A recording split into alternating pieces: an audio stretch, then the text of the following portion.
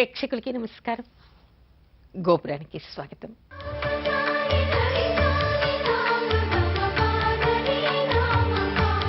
ఈ రోజు గోపురంలో సాంప్రదాయాలు చెప్పుకునే ముందుగా అర్చనలో మహాదేవుణ్ణి స్మరించుకుందాం.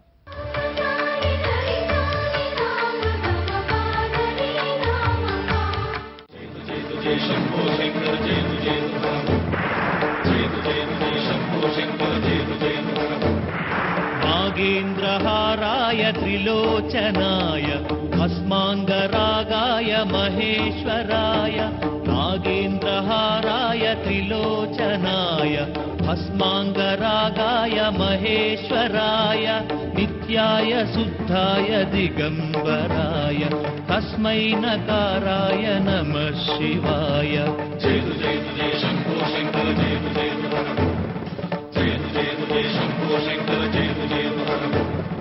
మందాకినీ సలిల చందన చర్చితాయ నందీశ్వర ప్రమథనాద మహేశాయ మందార బహు పుష్ప సుపూజితాయ తస్మై మకారాయ నమః శివాయ. జయ జయ జయ శంభో శంకర జయ జయ జయ జయ జయ శంభో శంకర జయ జయ.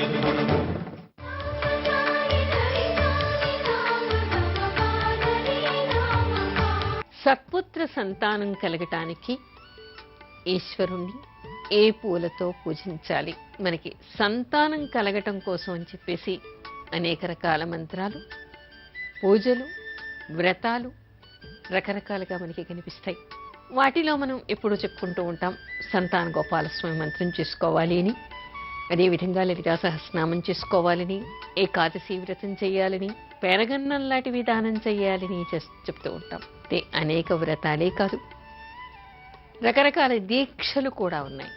గోదీక్ష చేయటం, ఇలా కొన్ని నదులకి వెళ్ళి స్నానం చేయటం, ఇలా రకరకాలుగా మనకి పురాణాల్లో కనిపిస్తూ ఉన్నాయి.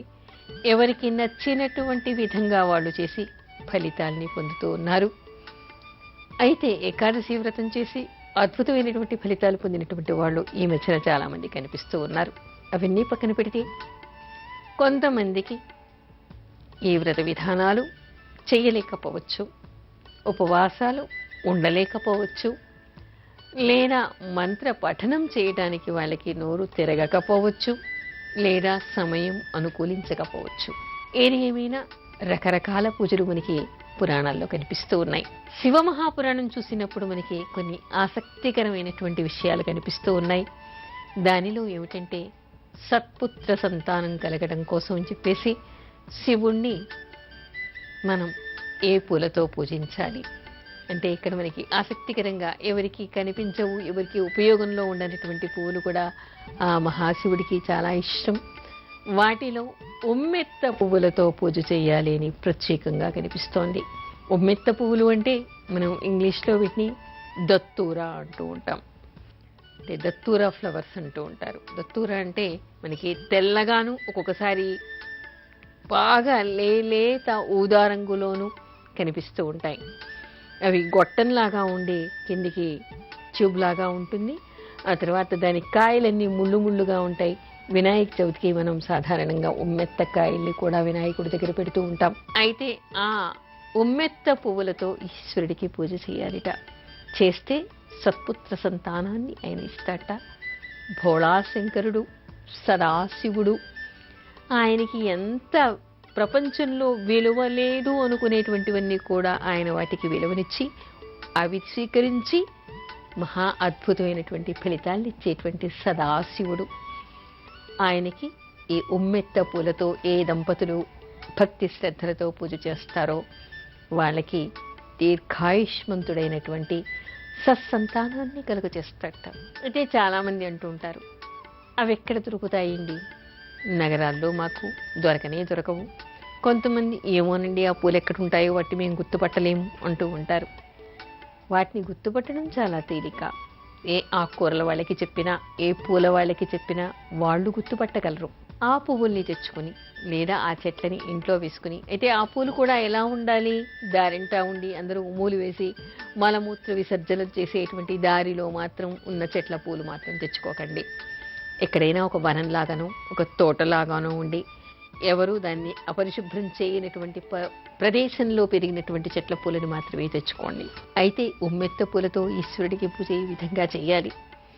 ఏ దంపతులు వాళ్ళకి సంతానం లేదు అని అనుకుంటూ ఉన్నారో వాళ్ళందరూ కూడా ఈ ఉమ్మెత్త పూలను తెచ్చి శివుడికి సహస్రనామార్చన చేయాలిట. అంటే ఒక నామానికి 2 పువ్వులు పెట్టాలి. ఆ పువ్వులు కూడా ఎప్పటి నుంచి ఈ వ్రతం మొదలు పెట్టాలి, ఎప్పటి నుంచి ఈ పూజ చేయాలి, ఏ విధంగా చేయాలి అనేటువంటిది కూడా మనం తెలుసుకోవాలి. శివుడికి సంతానం కోసం అని చెప్పేసి పంచామృతాలతో అభిషేకం చేసి ఆ తర్వాత కూర్చుని దంపతులిద్దరూ కూడా శివ పంచాక్షరీ మంత్రంతో కానీ శివ సహస్రనామంతో కానీ 1000 నామాలకి ఒక్కొక్క నామానికి నమః అనేప్పుడు దంపతులిద్దరూ చెరక పువ్వుని ఈశ్వరుడి మీద పెట్టాలి. అంటే దాదాపు 2000 పైన పువ్వులు కావాలి. అమ్మో ఇన్ని పువ్వులు ఎక్కడ దొరుకుతాయి అని మాత్రం అనుకోకండి. తలుచుకుంటే అసాధ్యం ఏదీ ఉండదు. ప్రయత్నం మాత్రం చేయాలి. ఆ పువ్వులు ఎక్కడ దొరుకుతాయో కనుక్కొని వాటిని తెచ్చుకోవాలి. అయితే ఈ పువ్వుల పూజ ఎప్పుడు ప్రారంభించాలి? సాధారణంగా మనకి ధర్మసింధు లాంటి గ్రంథాల్లో కనిపించేటువంటి విషయం ఏమిటంటే శివుడికి ఏదైనా ఒకటి లక్ష లెక్కన పూజ చెయ్యాలి అనుకున్నప్పుడు వాళ్ళందరూ కూడా ఆషాఢ శుద్ధ దశమి రోజు కానీ, ఏకాదశి రోజు కానీ, పౌర్ణిమ రోజు కానీ మొదలు పెట్టాలి. అలా పెట్టి చతుర్మాస్యాలు 4 నెలల్లో రోజు కూడా సహస్రం పెట్టి పూజ చేస్తే ఆ 4 నెలలు అయ్యేసరికి ఏమవుతుంది? 1,00,000 పైన పూజ చేసినట్టు అవుతుంది ఆ పువ్వులతో. అలా వీలు కానటువంటి వాళ్ళు శ్రావణ శుద్ధ దశమి కానీ, శ్రావణ శుద్ధ పౌర్ణమికి కానీ మొదలు పెట్టవచ్చు. అప్పుడు కూడా వీలు కాలేదు, ఆశ్వీజ మాసంలో అయినా విజయదశమి రోజు ప్రారంభం చేయవచ్చు, లేదా ఆశ్వీజ పౌర్ణిమకి ప్రారంభం చేయవచ్చు. అప్పుడు కూడా వీలు కాలేదు, కార్తీక మాసం కూడా విశేషమైందే. కార్తీక మాసంలో కానీ, మార్గశిర మాసంలో కానీ, లేదా మాఘ మాసంలో కానీ, లేదా వైశాఖ మాసంలో కానీ, ఈ మాసాలన్నీ కూడా విశిష్టమైనటువంటివే. ఎప్పుడు? ఆషాఢ శుద్ధ పౌర్ణిమ లేదా దశమి లేదా ఏకాదశి. ఆ తర్వాత శ్రావణ మాసంలో దశమి, ఏకాదశి, పౌర్ణిమ. ఇవి కూడా వీలు కాకపోతే ఆశ్వీజ మాసంలో విజయదశమి రోజు కానీ, మరునాడు ఏకాదశి రోజు కానీ, లేదా ఆశ్వీజ పౌర్ణిమ రోజు కానీ. అది వీలు కాకపోతే కార్తీక మాసంలో వచ్చేటువంటి దశమి, ఏకాదశి, పౌర్ణిమ ఏదైనా పర్వాలేదు. అప్పుడు కూడా వీలు కాలేదు, మార్గశిర మాసంలో అయినా సరే దశమి, ఏకాదశి లేదా పౌర్ణిమ రోజు ప్రారంభం చేయవచ్చు. అప్పుడు కూడా వీలు కానటువంటి వాళ్ళు మాఘ మాసంలో పూజ మొదలు పెట్టవచ్చు. అది రథసప్తమి కావచ్చు, లేదా అంటే మనకి మాఘమాసంలో రథసప్తమి వస్తుంది, తర్వాత మనకి మాఘ పంచమి వస్తుంది. అది కూడా పూజలు చేసుకోవడానికి, శుభకార్యాలు చేయటానికి, ఏదైనా మొదలు పెట్టడానికి అత్యంత విశిష్టమైనటువంటి తిథిగా మనం చెప్పుకుంటాం. వసంత పంచమి రోజు కానీ, వ్రతాలన్నీ ప్రారంభం చేయటానికి విశిష్టమైనటువంటి తిథి మనకి మాఘ శుద్ధ సప్తమి, రథసప్తమిగా చెప్పుకుంటాం. రథసప్తమి రోజు కానీ, మాఘమాసంలో శివుడి పూజకి అత్యంత విశిష్టమైంది కాబట్టి శివరాత్రి రోజు కానీ, లేదా మాఘ పౌర్ణిమకి కానీ దీన్ని ప్రారంభం చేయవచ్చు. అప్పుడు కూడా కానటువంటి వాళ్ళు వైశాఖ మాసంలో అక్షయ తృతీయ రోజు కానీ, లేదా వైశాఖ పౌర్ణిమ రోజు కానీ, దశమి రోజు కానీ ఈ వ్రతాన్ని ప్రారంభం చేయవచ్చు. ఇలా చేసినప్పటికీ కూడా ఒక 108 రోజులు. చాతుర్మాస్యాల్లో అయితే మనం అదే విధంగా చేసుకుంటాం, 4 నెలలు చేస్తాం. అయితే ఈ మాసాల్లో, మిగతా మాసాల్లో మొదలుపెట్టినప్పుడు అప్పుడు పౌర్ణిమకి కానీ, దశమికి కానీ, ఏకాదశికి కానీ ప్రారంభం చేసి ఒక 108 రోజులు ఆగకుండా నిర్విరామంగా నిత్యము శివుణ్ణి సహస్రనామాలు చేస్తూ ఒక్కొక్క పువ్వుని దంపతులిద్దరూ కూడా చెరి ఒక పువ్వుని ఒక నామానికి నమః అన్నప్పుడు శివలింగం మీద పెట్టాలి. ఆ విధంగా ఉమ్మెత్త పువ్వులతో పూజ చేయాలి. అంటే 3 నెలలు గడిచేసరికి దంపతులిద్దరూ చెరి 1,00,000 పువ్వులతో పూజ చేసినట్టు అవుతుంది. నిత్యం సహస్రనామం చేసినట్టు అవుతుంది. అలా చేసి నిత్యం కూడా శివుడికి తమకు తోచింది ఏదైనా ఒక వండినటువంటి, ముఖ్యంగా పాయసం నివేదన చేస్తే చాలా మంచిది, వెన్న నివేదన చేస్తే చాలా మంచిది, వెన్నతో అభిషేకం చేస్తే చాలా మంచిది. అలా చేస్తూ ఆ పూజ పూర్తి అయిపోయిన తర్వాత శివుడికి పంచామృతాలతో అభిషేకం చేసి బ్రాహ్మణులకి భోజనం పెట్టి పేదవాళ్ళకి భోజనం పెట్టడంతో ఈ వ్రతం సమాప్తం అవుతుంది. అయితే ఏదైనా ఒక పువ్వుతో పూజ చేసినప్పుడు విశేషం ఏమిటి అంటే పూజ సమాప్తం తర్వాత ఆ పువ్వు ఏ షేప్లో ఉంటుందో అదే షేప్లో అలాంటి పువ్వులాగా ఒక చిన్ని బంగారు పువ్వుని, ఒక చిన్ని వెండి పువ్వుని కూడా చేసి ఆ పూలతో సహా ఆఖరి రోజు శివుడికి సమర్పణ చేయాలి. అలాంటి పువ్వులని బ్రాహ్మణ దంపతులకి దానం చేయాలి. అలా చేయటం వల్ల వ్రతం సమాప్తం అవుతుంది. తద్వారా శివానుగ్రహం వలన సత్సంతానం కలుగుతుంది అని. ఈశ్వరుడిచ్చే సంతానం ఏ విధంగా ఉంటుంది?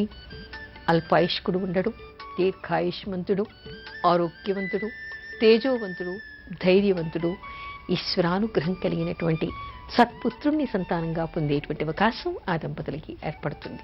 అందుకని సత్సంతానం కావాలి, సత్పుత్రుడు కావాలి అనుకునేటువంటి దంపతులు ఈశ్వరుణ్ణి ఇలా ఉమ్మెత్త పూలతో అర్చించి సత్సంతానాన్ని పొందవచ్చు.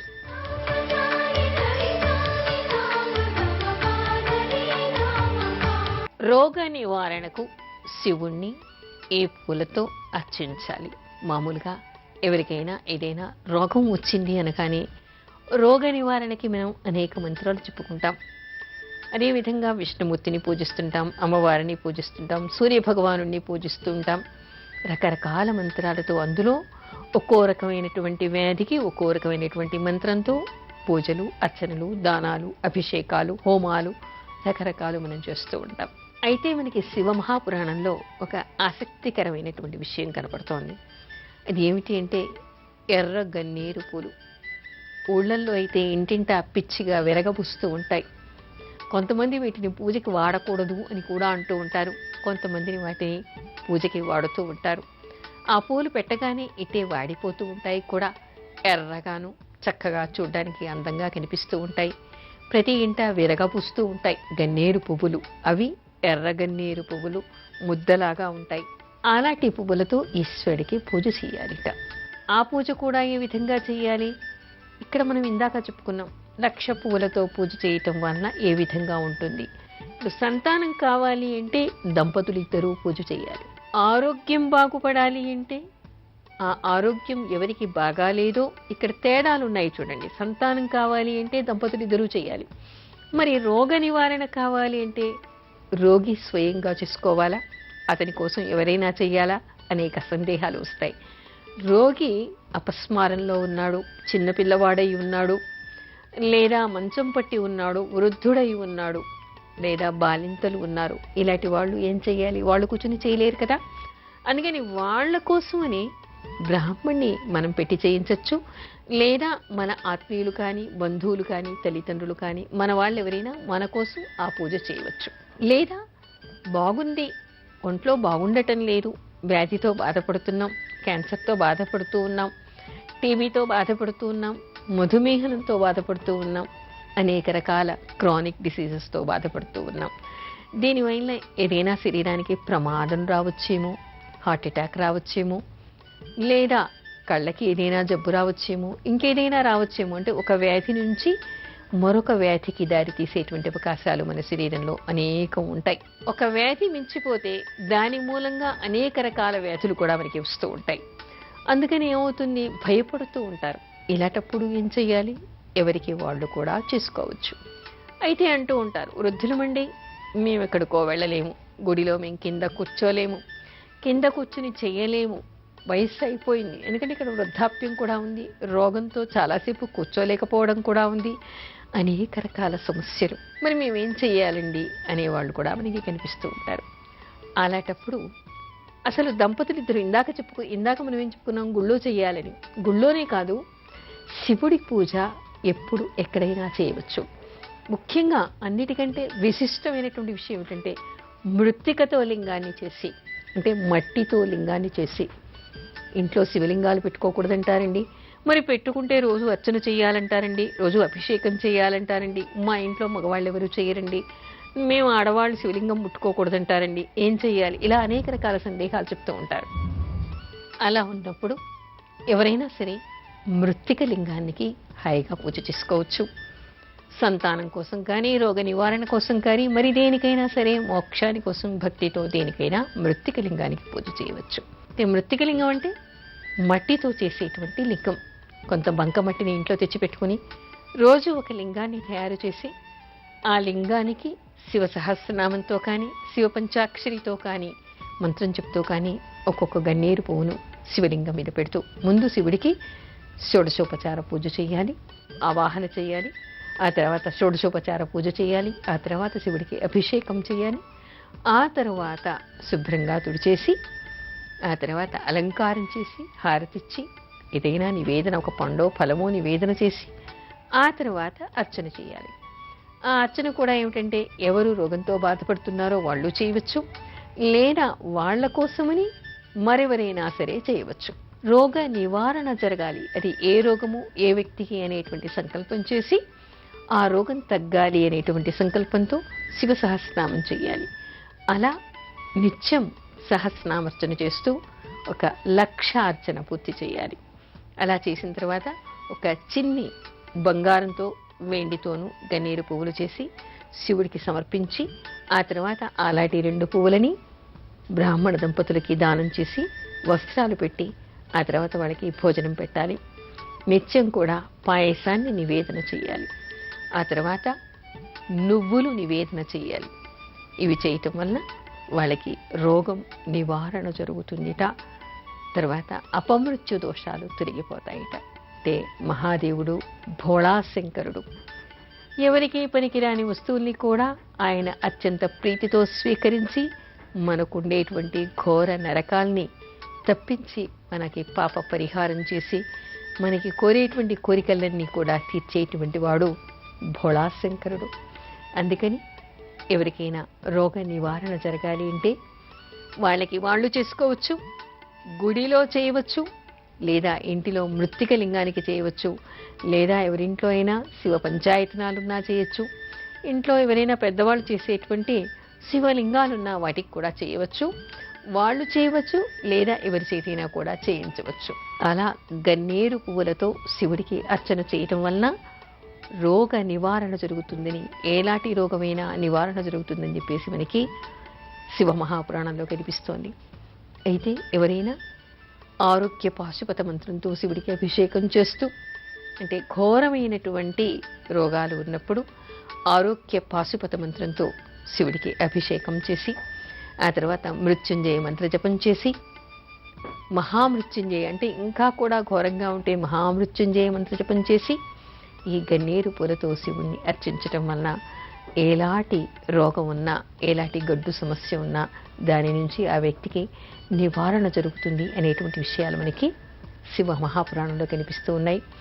అందుకని రోగం వచ్చినప్పుడు ఎందుకు మన ఇంట్లో మనకి అందుబాటులో గన్నేరు పూలు ఉన్నాయనుకోండి, ఆరోగ్యం కాపాడమని చెప్పేసి నిత్యం గన్నేరు పూలతో శివుడికి పూజ చేస్తే మనకి రోగం రాకుండానే ఉంటుంది కదా. అందుకని గన్నేరు పూలు రోగ నివారణ చేస్తాయి అనేటువంటి విషయాన్ని గుర్తుంచుకొని ఎవరెవరికి అందుబాటులో ఉంటే వాళ్ళంతా చేయవచ్చు. లేదు ఇప్పటికే రోగంతో బాధపడుతున్నటువంటి వాళ్ళు గన్నేరు పూలను తెప్పించుకొని కూడా ఈ పూజ చేయవచ్చు.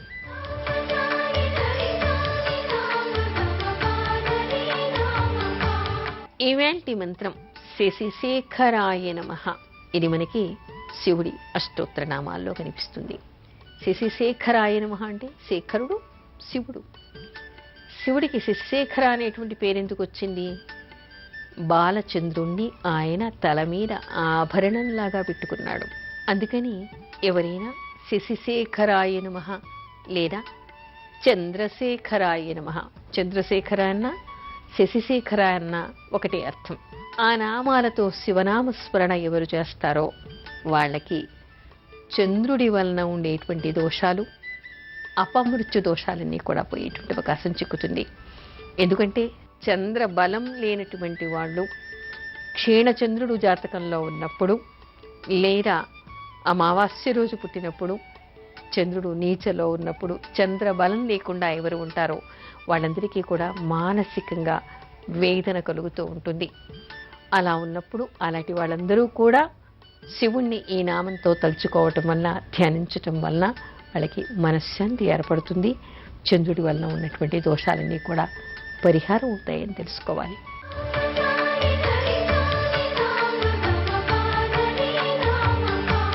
ఇప్పుడు అర్చనలో కొన్ని భక్తి గీతాలు.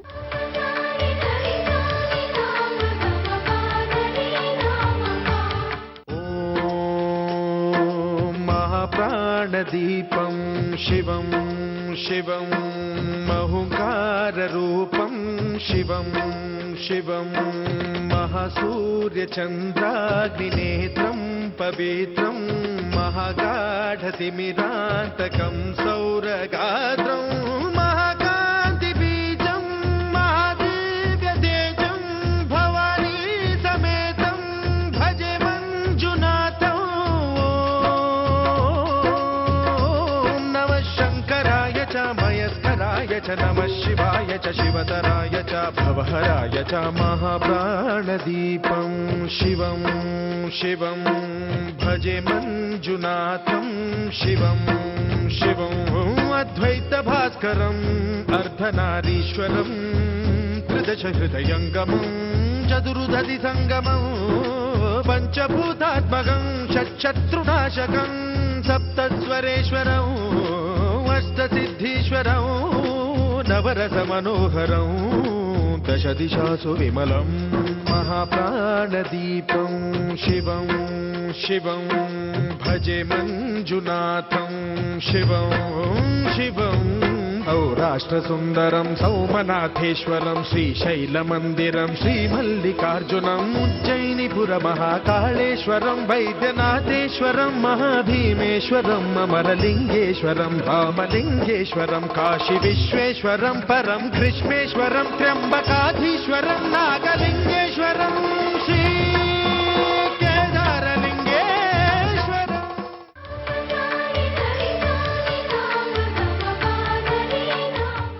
గోపురంపై మీ అమూల్యమైన సలహాలు మాకు తెలపండి.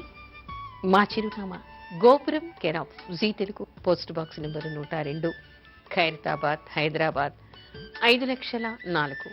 మా ఇమెయిల్ ఐడి gopuram.ztelugu@gmail.com.